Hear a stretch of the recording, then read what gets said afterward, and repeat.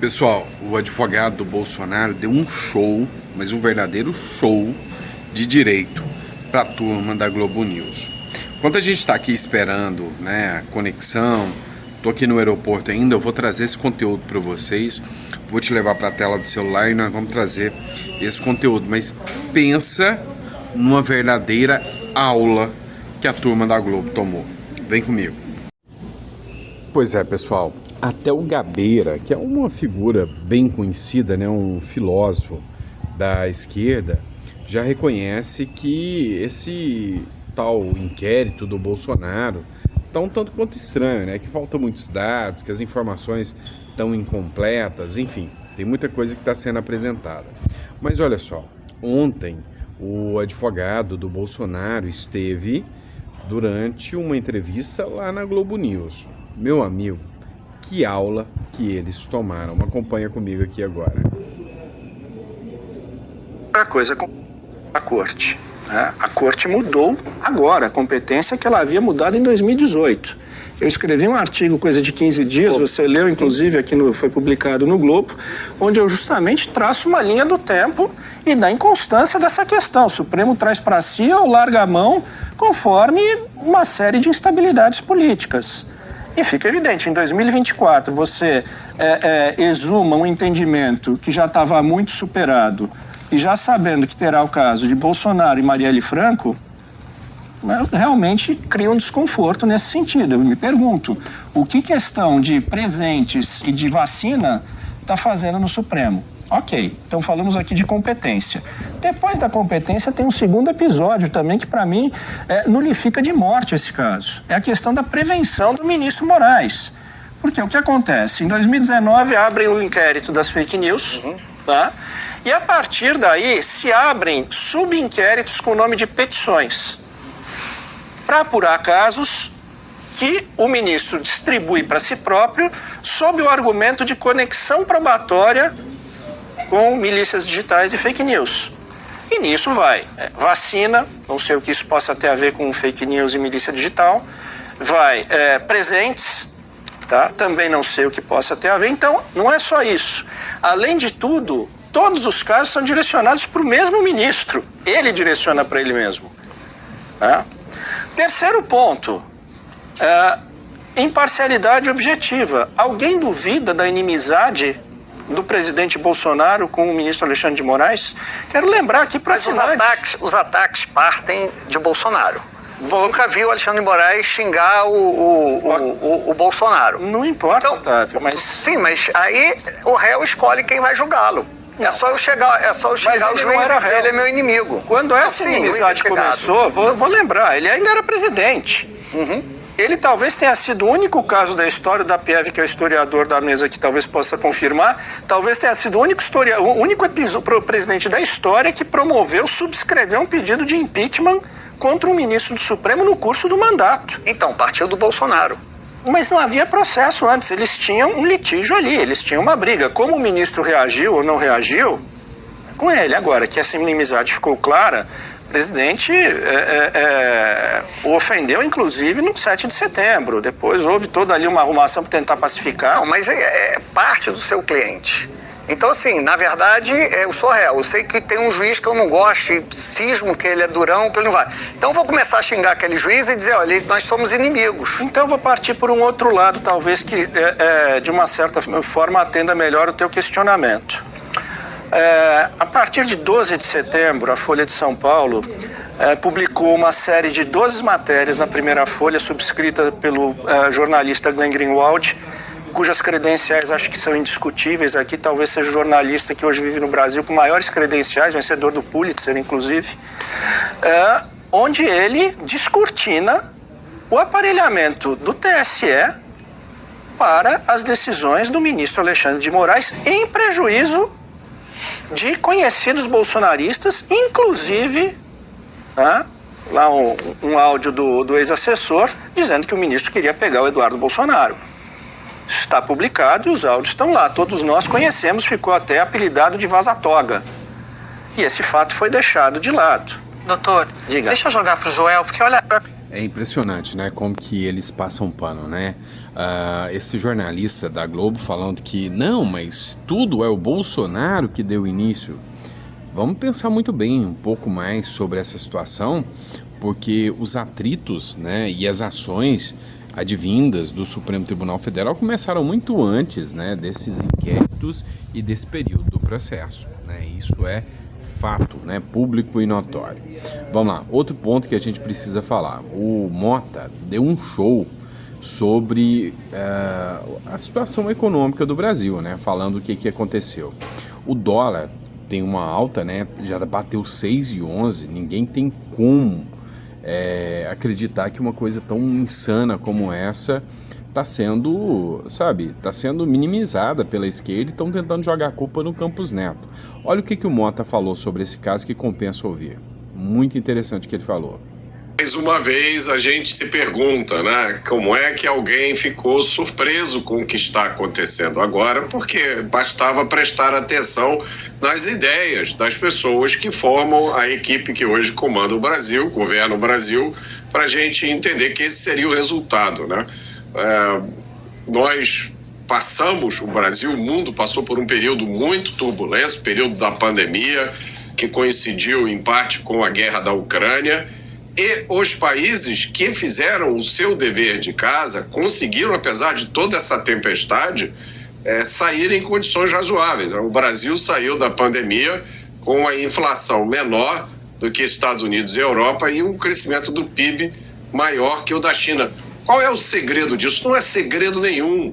O segredo é o governo ser enxuto, gastar pouco. O governo não é motor de desenvolvimento de nada. A função do governo é garantir os direitos fundamentais e a liberdade das pessoas e das empresas, para que as pessoas e as empresas, essas sim, gerem produção, gerem emprego, gerem riqueza.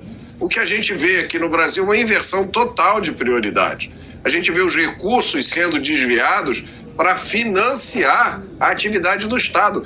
9 trilhões, meus amigos, 9 trilhões. O que significa isso? Isso é dinheiro que o governo tomou emprestado e que ele vai ter que devolver um dia. Enquanto ele não devolve, ele paga juros sobre isso.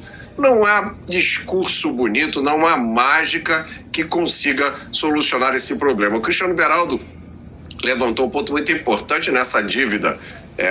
Foi o Cristiano ou foi o Dávila? Essa dívida, se você perde o controle dela, ela cresce em ritmo exponencial. E aí está na hora de lembrar, uma parte dessa dívida é dinheiro do povo brasileiro, porque muita gente coloca o dinheiro, né, na poupança, ou guarda dinheiro no fundo de investimento, ou tem lá um fundo de pensão que compra título do governo.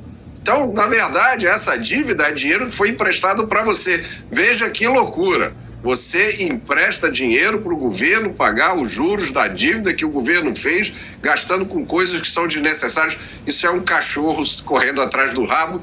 Para quebrar isso, Caniato, para sair desse ciclo vicioso, a gente tem que voltar às ideias certas. Um governo enxuto, pequeno, acaba com esses 39 ministérios, cria 10 ministérios. Eu vou fazer uma aposta aqui para você. Imagine um cenário em que o governo fizesse isso, em que o anúncio do ministro da Fazenda fosse esse. Nós estamos diminuindo de 39 ministérios para 10. Quem sabe o dólar não tinha caído para 5 ou até para 4,50. Quem sabe investidores não iam tirar o seu dinheiro de outro lugar e colocar no Brasil, porque iam dizer, agora as coisas estão se encaminhando. Agora, tem que ter um mínimo de originalidade, de ousadia e de coerência, porque senão é como o Dávila falou, foi o Dávila que falou, né? É tudo de mentirinha. E mais... Pois é, mais cirúrgico do que isso não tem como, né? Vejam só o quanto é interessante, porque a incompetência do governo está se virando contra ele. A própria Vera Magalhães ficou possessa, né? Revoltada, porque o Lula teve a capacidade de tirar o Bolsonaro do alvo, porque a única matéria da imprensa era falar sobre um suposto plano de golpe deslocado que já não estava convencendo mais, era falar mal do Bolsonaro e tentar a prisão do Bolsonaro. O assunto já esvaeceu com o dólar a 6,11, o maior escândalo de todos os tempos, né? Desde quando se criou o Plano Real, lá em 1994, o dólar nunca bateu esse valor. Ou seja, resumindo, é bem pior até do que uma pandemia, né? O Brasil está literalmente perdido, né? E dentro desse espectro aí, né, o Brasil registrou a maior saída de dólares pela via financeira desde 1982, desde a data que eu nasci. Há 42 anos atrás, foi a última vez que o povo tirou o dólar do Brasil, né? Que todo mundo arrancou fora, foi lá, pegou dinheiro e comprou dólar, né? E meu conselho para quem seguiu aí, né? Para quem comprou dinheiro aí, comprou dólar, eu avisei há um mês e meio atrás, né? O negócio ia dar bom, né? Quem aproveitou, aproveitou. Quem não aproveitou, ainda dá tempo. Entre janeiro e outubro de 2024, o Brasil registrou a maior saída de dólares pela via financeira desde o início da série histórica em 1982, ano do meu nascimento. Segundo dados divulgados pelo Banco Central, o saldo líquido negativo foi de 56,2 bilhões no período, superando o recorde anterior registrado em 2020, no auge da pandemia, quando o saldo foi de 55,6 bilhões. Ou seja, eu já disse, vou repetir, Lula é pior do que a pandemia, não tenham dúvidas disso. E em relação ao Milei, pessoal, a gente precisa falar sobre ele. Um relatório aponta que Milei demitiu 31 mil servidores. O presidente prometeu manter a motosserra. Imagina se o anúncio desse fosse feito pelo Lula, igual o Mota falou. A gente sabe que o dólar ia cair, mas o anúncio deles é tudo na contramão. Essa matéria é da Gazeta do Povo, eu sempre cito a fonte para vocês. Em um relatório de gestão apresentado ao Senado da Argentina nessa quarta-feira, o chefe de gabinete da administração do presidente Javier Milei, Guilherme Francos, disse que o governo federal demitiu 31.226 funcionários públicos desde dezembro de 2023, quando o libertário tomou posse. Segundo informações do site Infobay, Francos informou que 11,2 mil desses servidores eram de empresas públicas e 20.026 da administração pública centralizada e descentralizada, né? Pois é, o plano motosserra do Milei está batendo um bolão, né? Na terça-feira, Milei havia escrito que no X que vai manter no ano que vem sua política de cortes de gastos públicos, a chamada motosserra. Comecei a pensar nas medidas do governo para 2025, dado o panorama confirmado que continuarei a todas com a motosserra do Milei. Pois é, meu amigo, o negócio está indo e está indo muito bem. Vamos lá, e quanto ao Bolsonaro? O Bolsonaro está buscando a ajuda do Donald Trump em relação à sua reeleição em 2026, ou seja, a coisa está mudando um pouquinho do jogo, né? Acompanha só a matéria aqui comigo.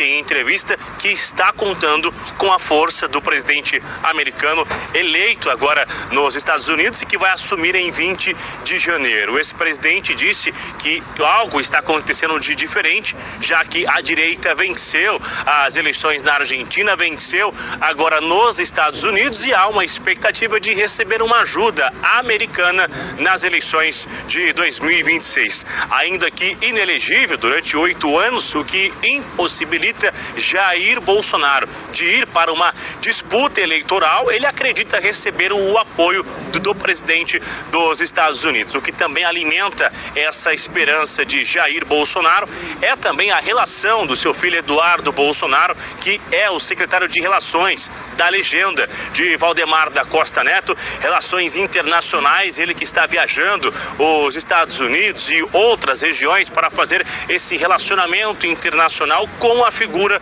do ex-presidente Jair Bolsonaro, que inclusive está aguardando nos próximos dias vir esse convite oficial do cerimonial dos Estados Unidos, do governo americano, para ele comparecer na cerimônia de posse, junto com outros 50 convidados aproximadamente. O que vai acontecer? Jair Bolsonaro vai receber esse convite e vai enviar para o Supremo Tribunal Federal, para o ministro relator Alexandre de Moraes, analisar se vai autorizar a ida de Bolsonaro ou não. Algo semelhante já aconteceu na Argentina, quando o ex-presidente, já sem o seu passaporte, enviou o comprovante ali aéreo de ida e volta para comprovar que ele não tinha um plano de fuga e que estava somente interessado em ir nesta cerimônia. Então, isso vai acontecer nos próximos dias e de olho nessa eleição em 2026, com uma ajuda ainda não tão certa de como seria essa ajuda do governo americano nas eleições de 2026, numa eventual candidatura de Jair Bolsonaro, ainda que inelegível. O ex-presidente... Como eu disse para vocês, a aposta de Bolsonaro é no sentido de que os Estados Unidos vão impor sanções econômicas em relação ao Brasil. Uma aposta, né, arriscada, arrojada do Bolsonaro, mas eu acredito que antes era um plano sem pé nem cabeça que a esquerda via, hoje já é mais um temor para a esquerda, né? Ou seja, algo que realmente pode se concretizar e que mostra que o Bolsonaro está indo, né, na aposta certa, em apostar que Donald Trump vai ser a sua solução, tá bom? E é isso, pessoal. Quem gostou, deixa no comentário aí que ficou até o final. Desculpa o formato que a gente está utilizando, mas é só a gente se adequar aqui só durante esse período de viagem aí, tá bom? Grande abraço e até o próximo editorial.